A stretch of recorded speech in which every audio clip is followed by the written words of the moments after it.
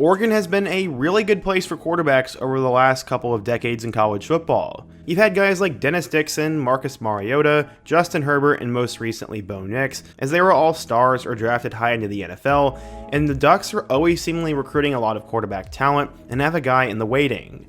Right now they have Dillon Gabriel, who just came in from Oklahoma, and many people are super excited to see what he can do in this year's offense and if he can become the next Ducks quarterback to get drafted.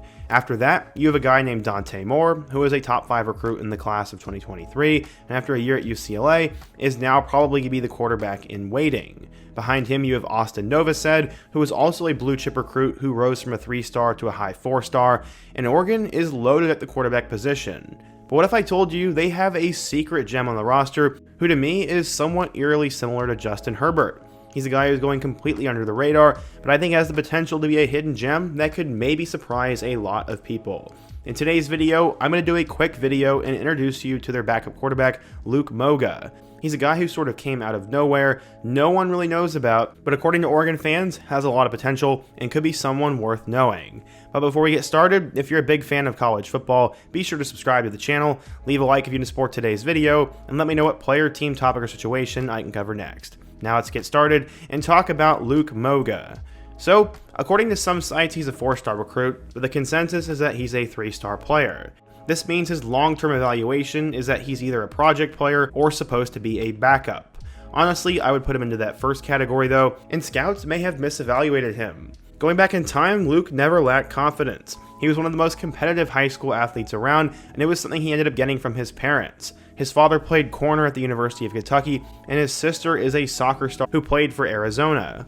Eventually, Luke would arrive at Sunny Slope High School, and combined with blazing speed and a good arm, he had real potential. He said, quote, "I started playing football my freshman year, so that's a huge attraction of how fast I learned and how quick I learned. I don't even like to say I have a ceiling because that's how high it is, and that's how these coaches see how high it is. They just all want to get me to their school so they can develop me and get that endless ceiling." So Moga at the time was 6'3" and 200 pounds, and he would blow up by the end of his sophomore year. He ended up passing for 2,200 yards and 26 touchdowns, and also ran for over 500 yards and 5 more scores. He ended up sort of blowing up, and Oregon offensive coordinator Will Stein was super excited for him. They were really pumped about his athleticism, as he said, quote, "The first thing that stands out when you watch his film is his speed. He can really run." Flashing forward a bit, that speed was actually on full display in the Oregon spring game in 2024, as he had 2 rushes for 23 yards. But going back in time, he became one of the fastest rising prospects in the 2024 cycle, as after his junior season, Arizona State, BYU, and multiple Mountain West programs offered him a scholarship opportunity. He ended up becoming ranked a 3-star recruit and became the top target for offensive coordinator Will Stein. Keep in mind, the Ducks were a top 5 team for most of the college football season, so the fact that his number 1 target was Moga really has to say something. Eventually, he ended up visiting Oregon, TCU, and Miami, and was scheduled to choose between Oregon, Miami, TCU, BYU, Michigan State, and Arizona State. Moga had a total of 20 offers, and eventually chose to commit to the Oregon Ducks. Why the Ducks? Well, he really loved the home atmosphere and the family feel. He really liked coaches Will Stein and Dan Lanning, and also wanted to compete against some of the best talent. There was also the Arizona pipeline, as he said, quote, "They have a great Arizona pipeline up there. Every time I've been up there, it's like family. I'm also going to get up there and compete, and from the times I've been there, it's a family environment." Going into his final year of high school, Moga had lofty goals, as he wanted to throw for 3,000 yards and run for over 1,000, but his main goal was to lead them to a playoff run and win a championship.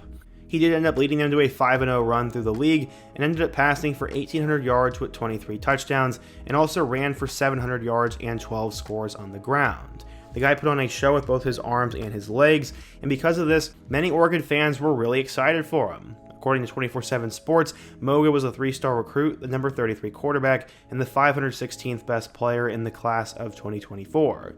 So as he has arrived in Eugene, the situation is sort of perfect for him. Right now, Dillon Gabriel is going to be the starter for the 2024 season, and he will exhaust his eligibility in 2025, so someone new will have to take over. He's going to have a year to completely develop, where he'll probably be thrown into a 3-man quarterback battle between Austin Novosad and Dante Moore. While honestly Dante Moore is probably going to be the guy, I honestly think that Moga will take over after that.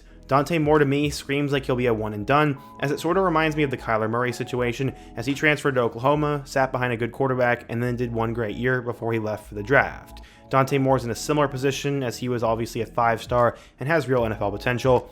So I see him starting in 2025, and then from there, it'll be between Novosad and Moga for 2026. They also could bring in another player in the portal, or plenty of other high school kids, but by that time, Moga could be in the driver's seat for that job, as Austin Novosad also has NFL aspirations, and he's not going to want to sit for 2 more years. He already sat last year. Honestly, I think Austin transfers after this season, and Moga will develop, which according to his coach, is something that he actually wants to do. Will Stein said, quote, "Moga is really passionate about growing and developing. That's the sort of mentality that could take him far, but likely not for some time." What's interesting is he's setting himself up to be in a really good position, as obviously he has a good arm, has good legs, and seemingly has a great mentality. There are 2 things that could stop him from playing at Oregon, as 1, they could just bring in a more talented guy in 2025 or 2026, and 2, if Will Stein does a good enough job as OC, he might end up leaving for another school, and he might want to bring Moga with him. We'll just have to wait and see though, as only time will tell. If you're an Oregon fan though, what do you think of your quarterback room? What do you think of Gabriel, Novosad, Moore, and Moga? And do you think he actually is a hidden gem, or will he be a guy that transfers away? Be sure to let me know down below. Let me know what other freshman or backup quarterback I should cover next. And before you go, don't forget to also leave a like, subscribe if you're new, and check out all my other videos on the end screen, including my Oregon preview. I hope to see you guys again soon, but until next time, peace.